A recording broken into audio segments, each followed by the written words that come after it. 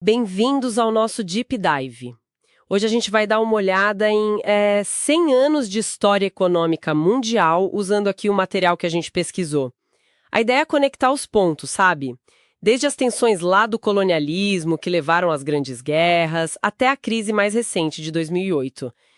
Ok, então vamos lá. Para começar, o material mostra como a corrida colonial e as reparações super pesadas impostas para a Alemanha depois da Primeira Guerra, como isso criou um clima bem tenso, né? Exato. Essa humilhação econômica, vamos dizer assim, junto com a briga por colônias, né, por matéria-prima, mercado, isso gerou muita instabilidade.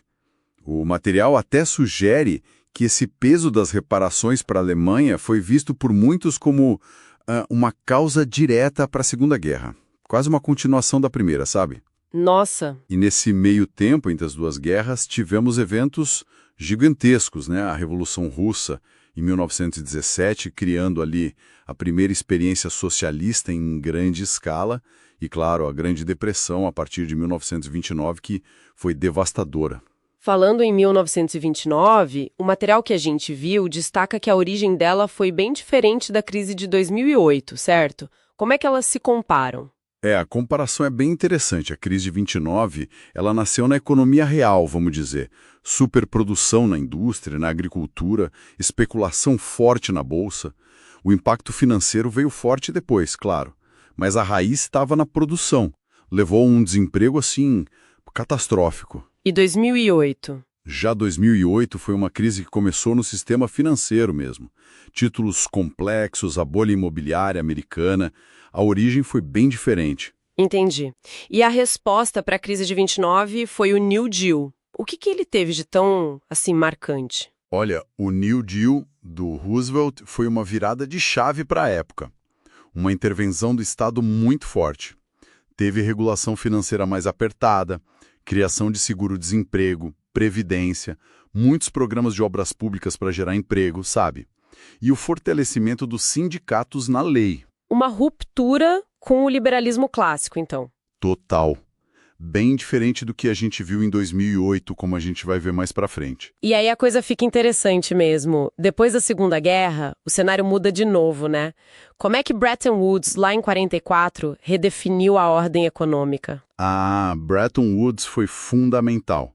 Foi o acordo que estabeleceu o dólar como a moeda principal do mundo, na época ainda ligado ao ouro, né? E criou instituições que existem até hoje, como o FMI e o Banco Mundial, para tentar regular as finanças globais e ajudar na reconstrução. Entendi. E essa estrutura toda, como o material detalha, abriu caminho para a chamada Era de Ouro do capitalismo. A Era de Ouro. O que caracterizou esse período, mais ou menos, de 45 a 70? Foi uma época, principalmente nos países mais ricos, de crescimento econômico muito forte, muito estável, desemprego baixíssimo, o chamado pleno emprego, e também a expansão do estado de bem-estar social. Tudo isso com muita influência das ideias do Keynes, né? Aquela ideia de que o governo tem que intervir para ajustar a economia. E o Plano Marshall ajudou nisso também, né? Na Europa. Com certeza. O Plano Marshall injetou muito dinheiro americano na reconstrução da Europa, o que deu um impulso enorme. Mas essa estabilidade toda acabou. O que fez o sistema de Bretton Woods ruir em 1971? O estopim foi o chamado choque Nixon. Os Estados Unidos estavam gastando muito, né, com a Guerra do Vietnã e com déficits comerciais também. Aí o Nixon, de forma unilateral, acabou com a conversibilidade do dólar em ouro. Basicamente, ele desmontou a base do sistema que existia. E as consequências vieram rápido. Imediatas. Logo depois veio a crise do petróleo de 73, com a OPEP quadruplicando os preços. Isso gerou a estagflação. Estagflação, inflação com estagnação, né? Uma combinação péssima. Exatamente. Inflação alta e a economia parada. Foi o fim da Era de Ouro. E um efeito colateral disso foram os petrodólares. Petrodólares. O lucro enorme dos países exportadores de petróleo foi parar nos bancos internacionais. E esses bancos, com muito dinheiro sobrando, emprestaram barato para países da América Latina, por exemplo. Isso acabou criando a bola de neve da dívida externa que explodiu nos anos 80. Uma armadilha. Entendi. E essa crise dos anos 70 também parece ter mudado o jeito de produzir das empresas. Sim, sim. Para tentar recuperar os lucros que estavam caindo, as empresas investiram pesado em automação para cortar custo com mão de obra e começaram a dividir a produção, sabe? Levar partes da fábrica para lugares com salário menor, menos imposto. Foi o comecinho da globalização da produção. E como isso tudo liga com a chegada do neoliberalismo nos anos 80, com Reagan, Thatcher? Esse cenário de crise, de busca por lucro, abriu a porta para as ideias neoliberais. A receita básica, que o material descreve bem, era enfraquecer sindicatos, cortar impostos dos mais ricos e das empresas, privatizar estatais e, muito importante, desregular os mercados, principalmente o financeiro e o trabalhista. E esse modelo se espalhou. Muito. Virou quase um consenso, o consenso de Washington. Ganhou mais força ainda depois que a União Soviética acabou em 91. Parecia a vitória final do capitalismo liberal, né? E essa onda de desregulação financeira, ela leva direto para a crise de 2007-2008, não é? Como é que o material explica a crise do subprime? Basicamente foi assim. Deram muito crédito imobiliário de alto risco, o tal do subprime lá nos Estados Unidos.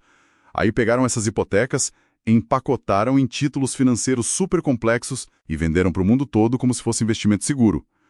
Só que quando a bola imobiliária estourou e as pessoas não conseguiram pagar, esses títulos viraram um lixo tóxico. E o sistema quase quebrou. Quase. Gerou um pânico global, o crédito sumiu, foi por pouco. E o ponto central aqui, que o material ressalta, é o contraste na resposta dos governos comparando com 1929. Exatamente. Lembra do New Deal? Foco duplo. Salvar os bancos, mas também ajudar diretamente as pessoas, os trabalhadores, com programas sociais, emprego. Em 2008, a resposta foi diferente. Evitou o colapso total, sim, mas com resgates gigantescos focados principalmente nos grandes bancos, nas instituições financeiras. E o apoio direto para as famílias que perderam as casas, por exemplo? Foi bem menor, mais lento, comparativamente. Uma abordagem com prioridades diferentes, né? Então, para a gente ir fechando, o que fica dessa viagem por 100 anos? A gente viu ciclos, né?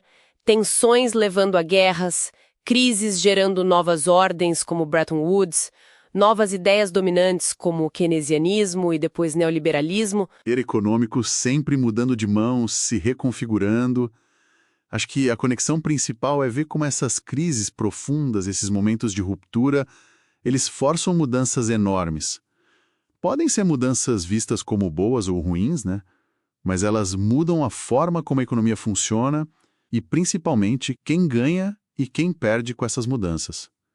As respostas que a gente dá para as crises definem o futuro. Fique, então, uma reflexão final para quem nos ouve.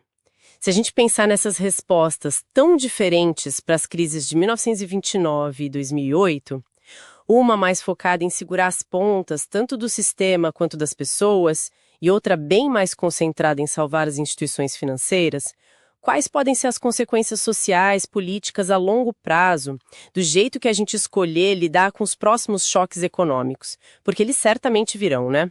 Ficaria a pergunta.